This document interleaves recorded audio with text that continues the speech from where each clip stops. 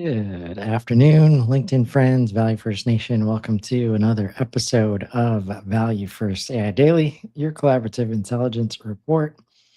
It's Monday, August 10th, 2026. Happy Monday, Nico. Happy Monday, sir. I love Mondays, honestly. It's a perfect it's Monday. Let's do it. How you been? Let's do it indeed. I've been good. Um, I had I guess one of my lazier weekends with AI. Um, but still managed to uh, develop a setup that's been on my mind for months. Really? Um, as as I get tired of sitting at the desk at some point, and Mhm. I've got a nice projector TV, and like months ago, I asked Gemini. I was like, "All right, let's say I've got a PlayStation controller, like one of the fancy ones." Oh, Um, And, like, I should be able to set this up to be able to control collaborating with AI and my laptop and gaming all from the controller, right? And it's like, "Oh, yeah, like, here's how you use the mic, here's how you gotta shut the speaker off, it's gonna conflict with Windows all over the place, but here's how you manage that." And finally yesterday, um, we got it set up, and it was, uh it was enjoyable to be able to yeah. do that. Yeah. Okay. Um, And what do we, uh, walk us through what the difference is though in terms of, why go for that as opposed to let's say there's a lot of push for voice activated, right? There's a lot of push for straight up just mouse control. So what drove you towards the? I know that you said that it's a long time thing, but it's is it just from gaming and that's more familiar and you want to be able to wrap all of that complexity down into just using the controller? there is a there is a comfort level with the controller in the hands for sure.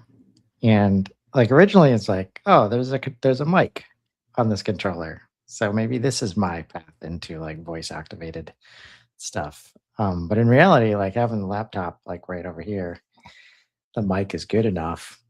So really like once I like figured out mouse control, PC control with the controller, like joysticks and buttons, which is pretty fun, to just map everything. It's like I don't want a keyboard on my lap, basically, and a mouse.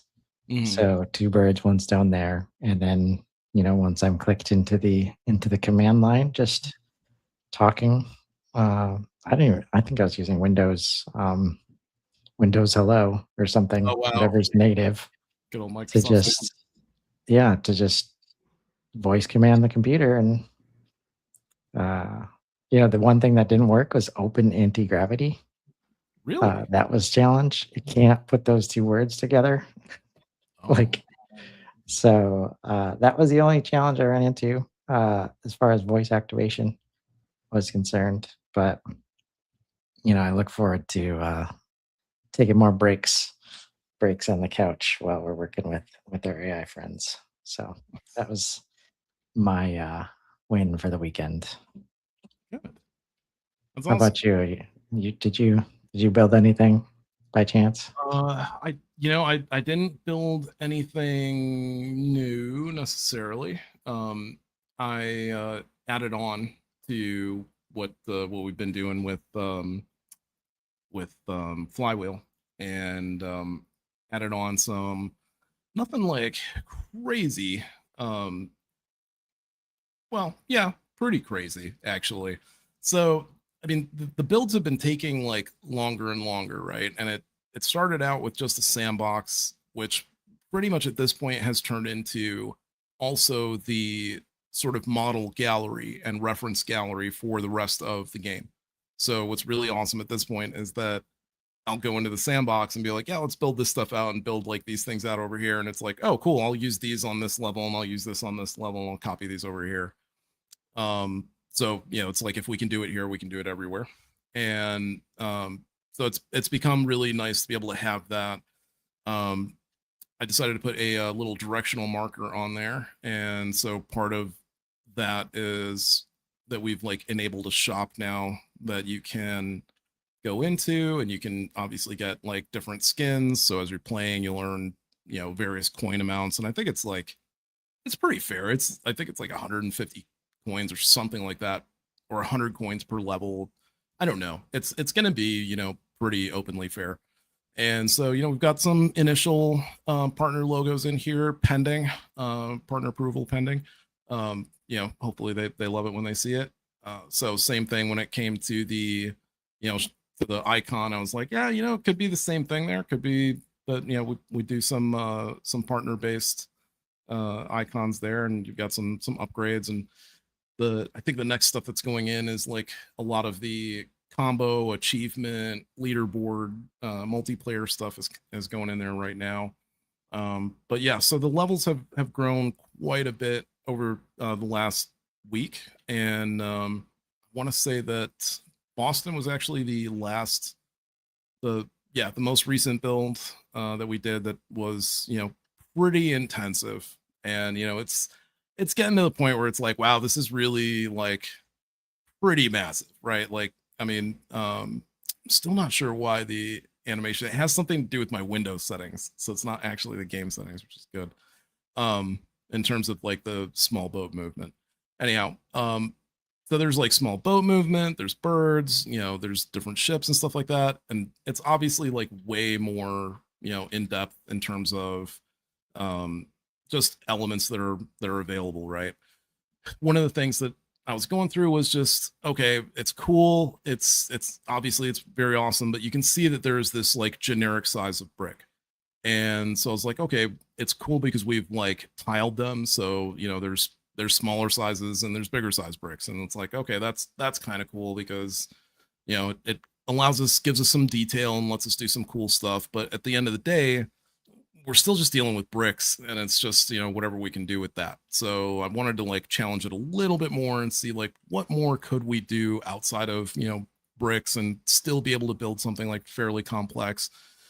And of course, the Boston, seaport area is great because, we got Unbound coming up, but the offices are over in the Cambridge area. So I figured we needed to cover that as well. And I think there's about 10 districts to the Cambridge area. So I think in terms of timing for building out these levels, like the sandbox was like 30 minutes.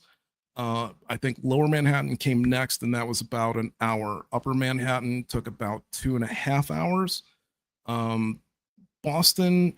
Brooklyn came first. That took about 3 hours. Boston took close to 6 hours. Cambridge took nearly 24 hours. It definitely shows. I have honestly not been to this area of Massachusetts, so I really couldn't tell you how like accurate it is, but it looks scary accurate to me in terms of like placement of things. Maybe, like I know that there's landmarks that are kind of shoved into here as well. But the major change was by far just being able to use the voxels and bricks in a different way. So you'll see that now like some bricks will break, but not all of them, because they're not all necessarily the same size, and it's not like geometrically it's not done the same way geometrically. It finally understood like, hey, I need to build planks in some spaces, and I shouldn't be building like the same stuff everywhere essentially. Yeah, And you probably need to grow up a little bit before you can handle those yeah, exactly. bigger buildings. That's the thing. It's like I wanted to make it, a little bit more fun, a little bit more challenging, and not have it be the case where, we're bumping into and constantly crashing into stuff all the time just because of, let's see, let's move it off. There we go. So wanted it to be the case where, I love the bird motion here, where like it's got like pigeons set up, but if you disturb the pigeons, I'll take off and start flying. And let's see, hopefully I'll be able to get large enough and get far enough out that you should probably be able to see the boats. But it's also got, little makeshift stuff here that's going on for the boats as well. Still not quite big enough. But yeah, you'll see. Okay, so it finally started doing like full pillars, because I'm like, hey, it doesn't make sense that you have to do individual blocks for something that should be like a full size thing. So it is nice to be able to see the different geometry breaking up now, and it's honestly like it really does add like just a tiny extra fun layer to the game, right? So it's been a really awesome just a really awesome journey doing this, mainly because of the fact that where I thought you would have to use like really complex mechanics per se, like, oh, maybe things aren't quite as difficult for a player, and I need to build in like um not necessarily level requirements, but like all the little intricate detail stuff that typically comes along with your average like mobile game. And building this, it's like, hey, you know what? Like it turns out all of that stuff isn't really that necessary. Like I've been having just the most ridiculously fun time messing around and playing around with this, and it does not have super advanced textures on it, obviously, and it is clearly not the most pro game out there, and it's not even on the market at all. But what is awesome about it is being able to spend the time like doing it, building it, seeing how it all gets built, and like what you have to do in order to actually build something out. Like all the steps that are involved in terms of getting the geometry right, getting the physics right, so that it actually plays the way that you want it to. Because yeah, fighting with it has been challenging. But yeah, again, like just the subtle changes in it actually brings like a big layer of sort of realism to it. Just being able to see like broken apart pieces of whatever buildings you're in, and it's again adds just like another layer to it that makes it like more fun in terms of like, oh, okay, I don't know, it was a thing of like, hey, can we make it more fun than just eating blocks all the time? Right. It's like, yeah, I realize now we're just eating blocks and planks, but maybe next time we start adding something else in there, who knows, whatever it might be, right? Oh um yeah. I mean, you gotta start classifying, like, if you eat this type of establishment, like, you get this kind of bonus. yeah, Um, you get power-ups and all sorts of stuff. yeah. Having seen this, I was like, oh, you know what, like now for sure I need to do the loop in Chicago and see if I can get it to have like a running L train around the loop, like as you're playing. Right. Because Oh, like man. the more I keep building, the more the game Rampage keeps coming back into my mind. Yeah. Like, No. man, it'd be awesome to have Wolfman just come out of nowhere, just start punching buildings. Yeah. Oh, um, man. it's like, to me, this is that Ready Player One moment where it's like anything I can think of, I can now like build into the, like, not necessarily anything I can think of, but there's already to me this representative style that's like not quite Minecraft. It's like a little bit beyond that. And again, like more textures are going to get added to this, so it's not going to stay the way that it looks now. Which the awesome aspect of that, I don't know if this is something in gaming, I don't really care, but it's like I'm basically leaving the levels where they're at in terms of where they've finished. The mechanics are all the same throughout them, but like Boston is going to have the cubes, right? Like not every level is going to have like the more complex aspects of what's going on. Some might not have the same animations, some might have birds, some might not. Like you might get to a level that looks like actually physically exact to what the location is, but it won't be every level. And I like the idea that you're also playing the progression of the game. So like the Yeah. early levels are easy, and it's also a very simple, it's also when the game was easier and like more simple. And then as you're moving up and you're going along and playing the game and getting to the harder levels, it's like rewarded with this like, oh, and the game got better too. So like every new level is like better than the last level that I played, right? Like when have you played a game that did that? Right. Yeah. And it's like No, playing and from then you could like, full painting. It's awesome. yeah, and you can have like New York City 2.0. Like, Oh yeah.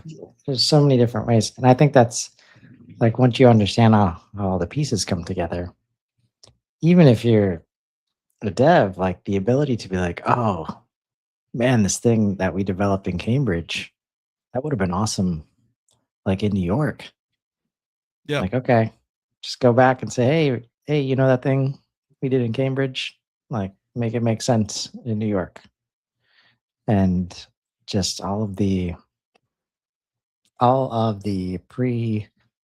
like the prerequisite requirements and how everything's built on each other. Just for one, like it's hard not to gain a sincere appreciation for the people that have been doing this Oh yeah. for a long time without AI. Like just that Windows level layer that you talked about when we opened, like they've had to deal with some significant complexity in spots like that, and sometimes you don't have any control over it. So Oh. it reminds me of all the times where it's like, oh, Windows did an update today, and now our shit doesn't work. I guess who's responsible for that? Well, it doesn't matter. You got to fix it, Right. right? So Oh, and it's like I get it completely, right? It's I'm for me, I'm just sitting here thanking myself that like, oh, okay, I've got this jitter going on here, so I can just like take a little like MP4 of this, and uh, Codex can actually read the MP4, watch the video, see the jitter happening, see what's going on with the score, and understand can that it like, hey really? man, oh yeah, yeah, oh Wow. it's scary, it's really scary. Um, Okay, doing gameplay stuff now is like really pretty nice. Um, that's awesome. Kimmy is also multimodal, so like they can actually like see video now. Um, and yeah, so despite everybody's qualms about OpenAI pouring money into like other areas that are not necessarily um, curing cancer and stuff like that, you know, it's it's the other areas that they do that it's kind of like what do you call it, when NASA was doing space travel initially. It's like we got cell phones because of microwaves. We got microwaves because of NASA, right?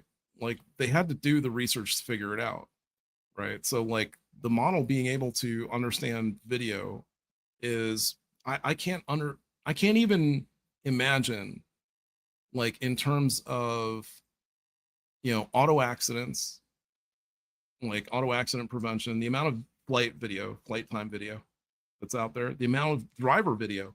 Think of all the NASCAR driver video that's out there. Think about processing all of that data and what that's going to do to like just the game of NASCAR, right? And what's really Yep. funny is, man, like I wish we hadn't missed soothsayers because hit on some really awesome topics a couple days ago with someone about min maxing and how AI is nothing but a driver of efficiency, and the only thing that efficiency does is min max everything that it touches. So you end up with this point at which I don't know, everything is getting there, man. It's all getting towards the awesome. um it is definitely making me have more respect for developers. I keep saying every day, anytime that somebody tries to call me a developer, it's like, please don't do that. Like I don't know anything, right? It doesn't work the same way. I fully accept vibe coder, right? And I don't care if that's some kind of like, oh, vibe coder. That's fine. That's fine. That's pretty much what it feels like to me. If I walked into a room of developers, I would very much feel like, ugh, vibe coder. Like, I definitely wouldn't be. They're like, Yeah. I'm also a developer, guys. I know everything that you know. Like, no, no, not at all. Oh man, indeed. Um, all right. Well, let's see if we found any of that good. good vibes in our top three today.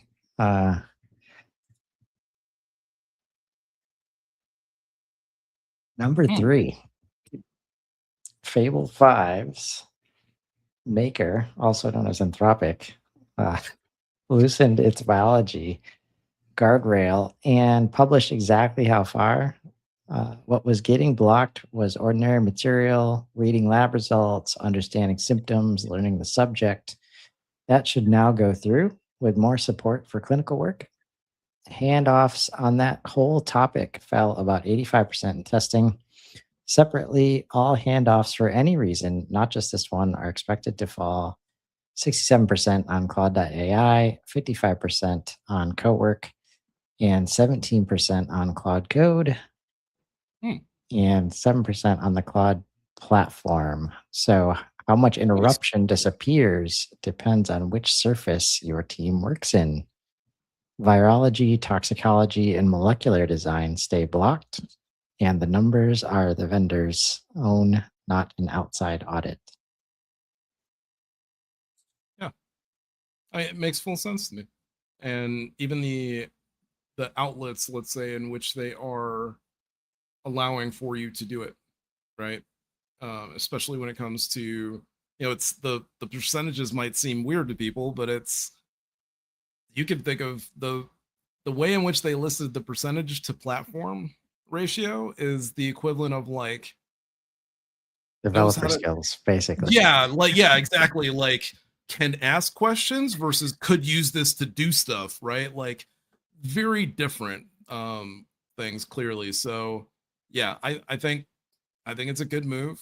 um Obviously they're trying to help people out as much as possible. I'm sure I don't use Claude Health, so I don't know what it's like, but I'm sure that essentially they're getting pushback or feedback from people that are like, hey, it's like stitching questions that I have that don't seem like they're really that hardcore in terms of, what the health topic is, or doesn't seem like it should cross some sort of, biological agent, barrier. But uh yeah, glad to see that it's still locked down pretty hardcore elsewhere. Yep.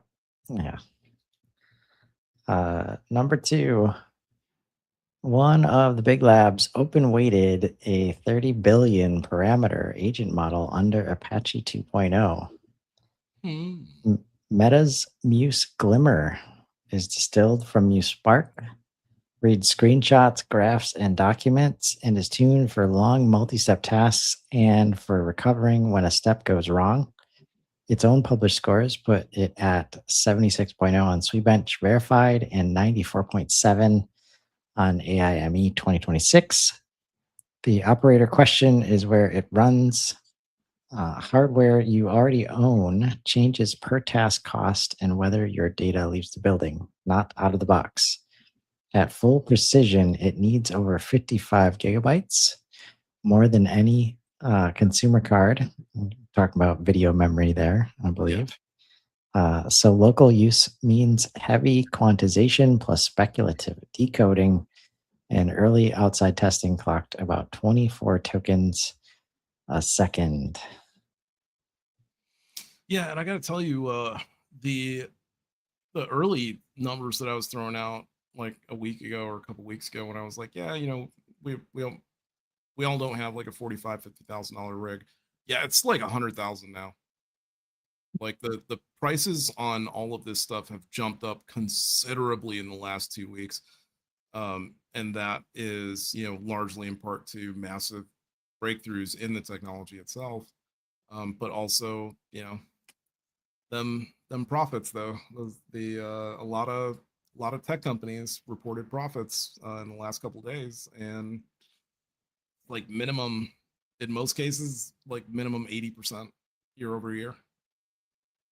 So yeah, I Not too honestly, shabby. like, it's not bad at all.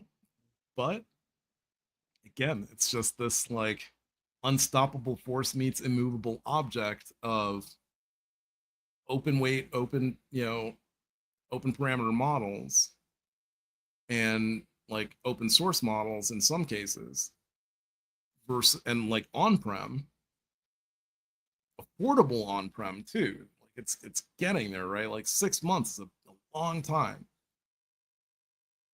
How Yeah. long does, how long do you think closed source stays relevant? If the use case, because again, like for us, it's starting to become like the mere mortal humans. Like George, hits that on the head like all the time, but it really is getting to that point because if it gets to a point where like in December, Haiku is like using Opus 5, I'm gonna feel bad. I'm gonna start to feel bad that there's not a dumber model that doesn't cost as many resources to use. You know what I mean? Like, and it's not even cost as many resources because I'm sure the cost efficiency is going to come down too. It's more the case of like, that's too much intelligence for me to use to solve stupid problems, basically, right? Like I'm almost going to need, and this is where the small language model, arena might blow up.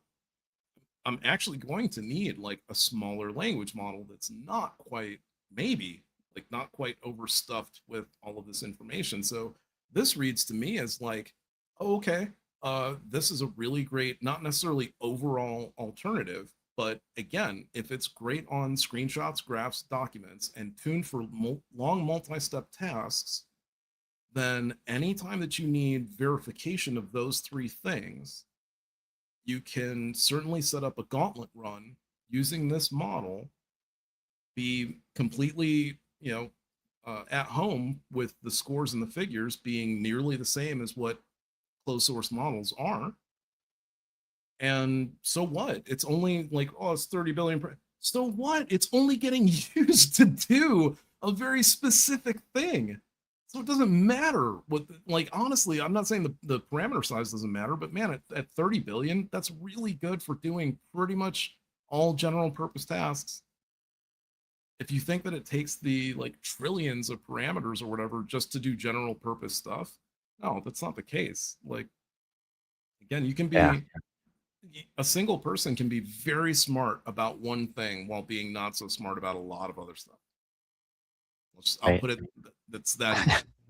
Yeah. And when you can see the use case here, Yeah, read screenshots, graphs, and documents, like they develop this stuff for their own use first.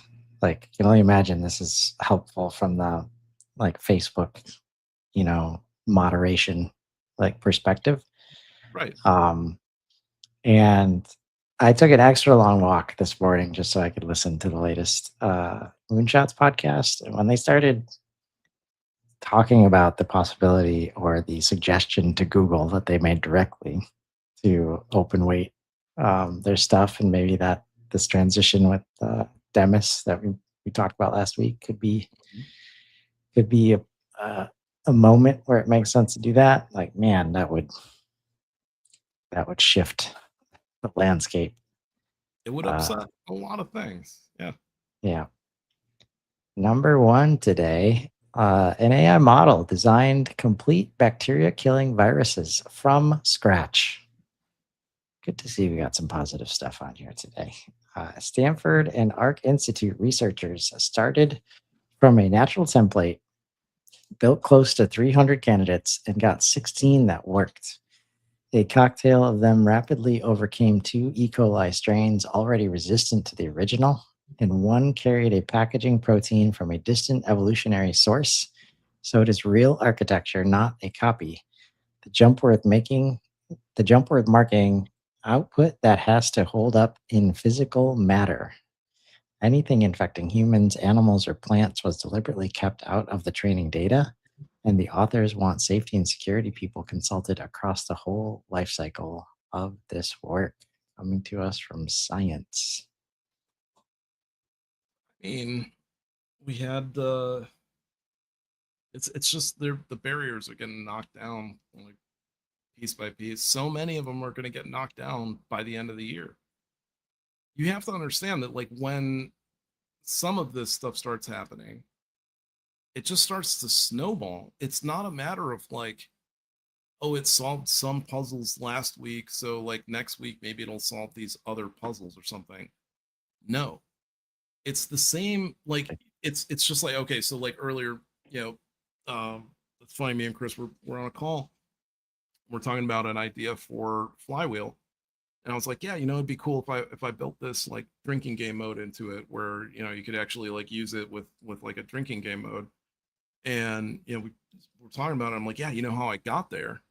I was thinking about like features that I could build into it, and then was also thinking about like, oh, okay, like game modes are definitely something that you could unlock. That was something from like Diablo, and it's like, okay, but what's like a fun game mode? And it's like, oh, but it's for like marketers, and marketers love to compete. We all have like reporting, so we all watch metrics, and then like salespeople watch metrics even more, and they're even more competitive. But salespeople, no offense, love to drink, right? And they love to party. So like, oh, okay, so this would be really great as like a party thing if we could unlock like a party mode. What does a party mode look like? Why don't we make it a drinking game party mode within the game? Like, oh, awesome, right? So like that chain of events that unlocks that thing, right? So like, and in that speed of like, hey, in one moment I was thinking about game modes, 5 minutes later we had like the game mode picked out, the reasoning and rationale, how we got from A to B, all just put there, right? But it took all you needed was the A to start unlocking all the rest of it, right? And Yeah. all I can And think of is literally, earlier this year we got one guy who unlocks a cancer vaccine for his dog using GPT, right? Along the year, we had new vaccines and new treatments, but they were AI assisted, but we were making them, right? And then further along, we start seeing more and more like, oh, this is AI developed technology, this is AI developed hardware, AI developed this, that, and the other.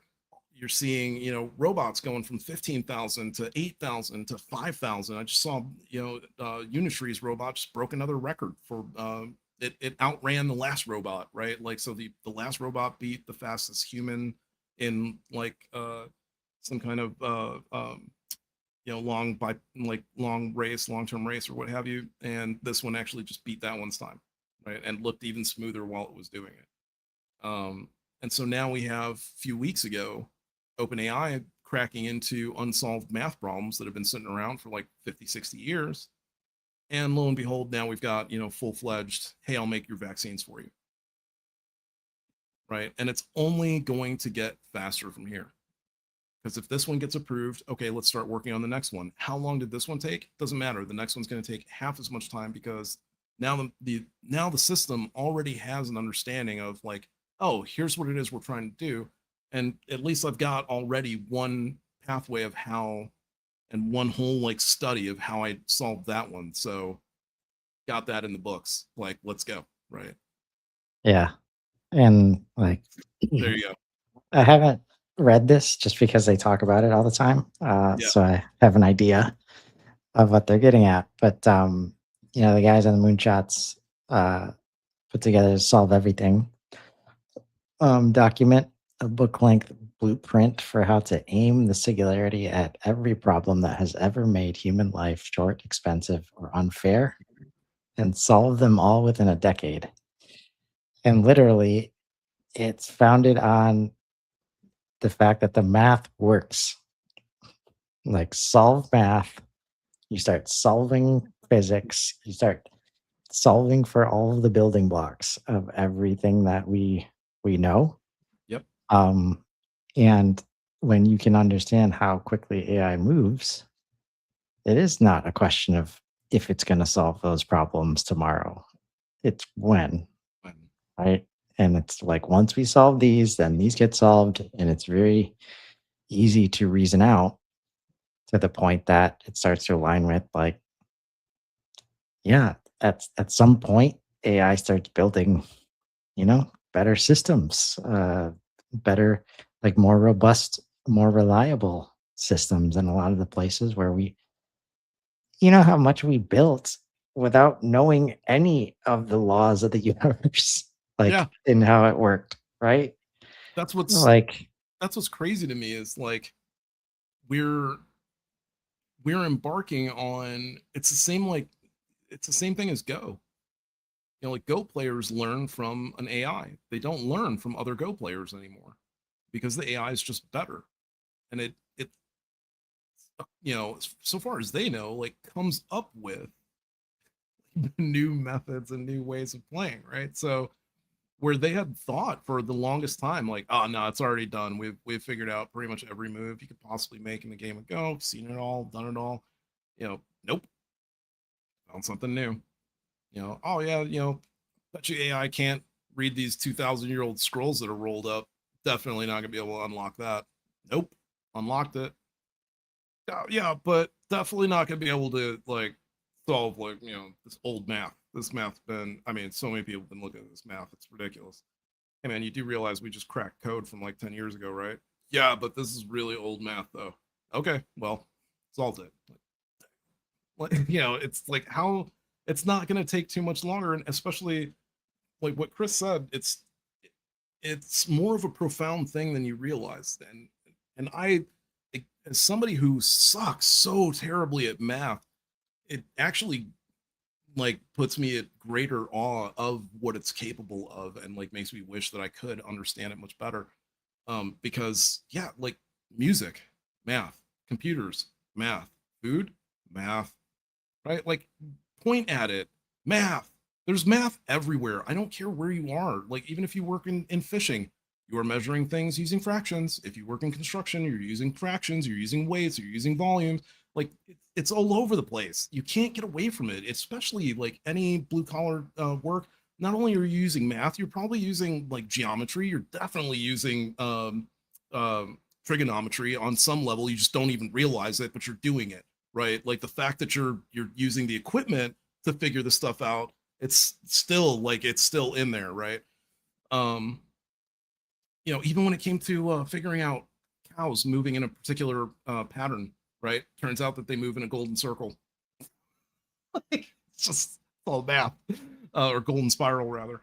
Um, so yeah, it to me it is. It's just a matter of time. I've been talking to people who, from the economy standpoint, argue about where the economy is going and what's going to happen, and all these companies are going to have so much money, and is socialism really like the answer to everything, and how does that really work? And people hear it and it sounds really scary, right? I really like, if I could drive anything home for people on that front, it would just be that, like, hey, the system isn't the leadership. So like the system hasn't worked out in the past because the leadership of that system not so good, right? Of all of the times that the system was tried, the leadership was really, really bad. So that's like a huge part of it. The system itself essentially says, like our current system says, to the victor go the spoils. That's what our current system is. If you had to boil down our economic system currently, it is to the victor go the spoils.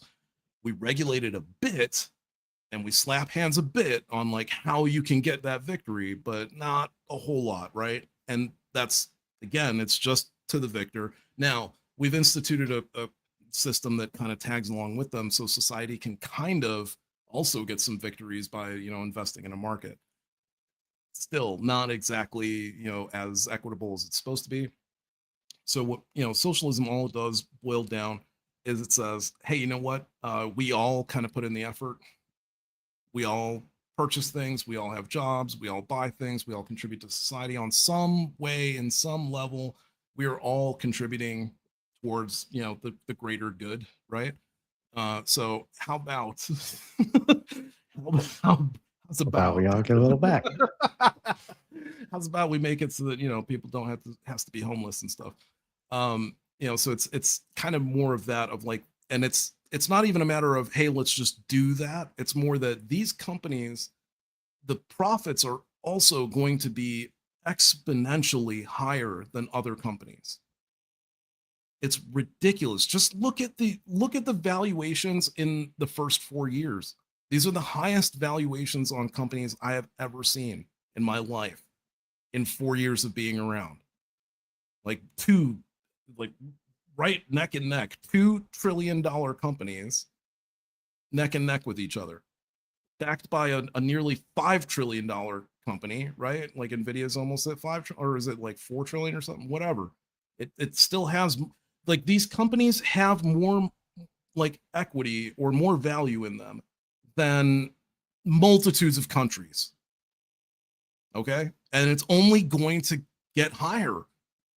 So you can either say like, oh, to the victor go the spoils, and let's just have this massive vertical where it all just sits in one place and never goes anywhere else, or you can have this system where we can enable abundance, right? We can enable people to lead better lives, lead healthier lives, lead more fruitful lives. I saw something today. Did I send you the art? Yeah, I think I sent you the article about this, about the FAA, or I'm not the FAA, but there was some organization that is hiring Yeah, for it was the FAA yeah, FAA hiring for air people traffic for control yeah, and they're hiring, they're looking at game. they're looking at gamers. Yep. I don't care how crazy that sounds to you. That's the best idea that I have heard since F1 started hiring kids playing Gran Turismo. Yes, that's where I was gonna go. I mean, you guys just don't get it. And that's totally fine. It's so fine. It's look, the world is so big now that people don't have time to be in all of the spheres that are going on at the same time, right? That's why we have this like distance and generation, and like, oh my gosh, Gen Z talks like this, and like we have like three different sects of English language going on right now, right? Like we have old timers, we've got our generation, and then we've got like this Gen Z like thing going on, Gen Alpha or whatever, and it's like it's all very, very different, right? Yeah. And at least when I was growing up, it was just the two. It was just old people, young people. And now it's like old people, kind of old people, young people. Right. And I'm pretty sure it's pretty soon it's gonna split again. Like who knows? Anyhow, um, yeah, it was just this thing of like, well, why would you do that? How could you possibly hire gamers? What kind of gamers? People who are playing Microsoft Flight Simulator. Yeah. And Way if you more don't hours than anybody else. Like this is a great look up the example. averages, look up the Yeah. averages. The average time spent playing Microsoft Sim is 165 hours. And if you think that's a low number, you should look up how many hours the above average and higher than average players would have to get on average to be able to create an overall of 165. The mid-tier players would have to put in near minimum of 250 to 300 hours. A flight simulator experience, 300 hours. I don't know what it is to get your pilot's license. I don't think Right. it's 300 hours, man. I don't think you spend Yeah. that much time in a plane, right? So like the highest tier guys are averaging like 800, 8.25. You might as well be Yep. like 3-4 year pilots, like you know what I mean? So yeah, I Right. think this is the greatest thing ever, where we're finally hiring the right people for the job, not just the fact Based that you on like jumped actual over a bar. expertise. Right. Yes. Yeah. Based on Yeah. actual expertise. This is an example of like the side consequence. The industrial age systems are getting broken down from every direction. And when we say things like, don't stop playing the resume game, the resume here is how many hours you got logged. Oh, we could go look at that whole log Yep. if we wanted to. And it's you're literally like building your own portfolio in whichever way like is available to you that's not going through brick and mortar university or like in like the whole game. The jig is up, right? And Yep. AI is accelerating anybody who wants to stop playing that game. And it's getting because of the kind of break, the weakness hitting university, you can't it's not so easy to be like, oh well, they don't have this kind of certification or they don't have this accreditation. It's like, oh wait, they have this many hours, like what they built. There's no slow boat to get there. Like, or Right. I should say, there's no the only boat to get there is the slow boat. Like you had to put hours in to build this level of expertise. And that's what we need in this seat, in this case, air traffic control. Like we don't need pilots, but Right. we need people who understand what pilots are going through. when we communicate with them. And like, what better way to know somebody knows the language, come back to the language of whatever the expertise is needed by spending that much time in a flight sim. Hmm. Like, And I and, was thinking and about it this morning that like, we even have that expression, right? Toss them in the deep end, see what happens, right? So like, yeah, they might not have. I'm sure that I don't know how it goes down, but I'm willing to bet because it's school that you probably spend a lot of time in the books before you ever even hit a flight simulator as a pilot. Like if you're trying to become one, right? So like I imagine that's kind of the sucky part because you're probably thinking that you're gonna sit in a flight sim most of the time because that makes the most sense as somebody that would want to get experience flying something, right? As opposed to, hey, let me do it on book, and if I can do it well on book, should be able to do it well. Should be able to do it well in the sim, right? And what exactly. happens? You get people who are like, oh, well, just because you can do it well in the sim doesn't mean you're going to be able to do it well in real life. Well, if the sim is one part detached from the book, then if somebody's already good at the sim, they're already one step ahead as far as I'm concerned. I don't know about anybody else. It's like I get it Yeah. that maybe they don't have all the lingo that goes on and maybe they don't have the whole experience and all the again, I'm not a developer. I don't have all of that knowledge, right? But if you need me to put something together, I understand how to put something together, right? Yep. And you put them in the seat and you'll see what happens. Like, especially in these jobs where you just can't fake it, right? No, Like, and but that doesn't mean you had to take a specific path to get there. Um, this is say more. it's a good place to be, and it's never been easier to build whatever expertise that you want. And so go do it. That's why we're here every day. Hopefully, opening those doors, showing you where they are, and we'll be back tomorrow doing the same damn thing. Yes, sir. We'll see you next time, everybody.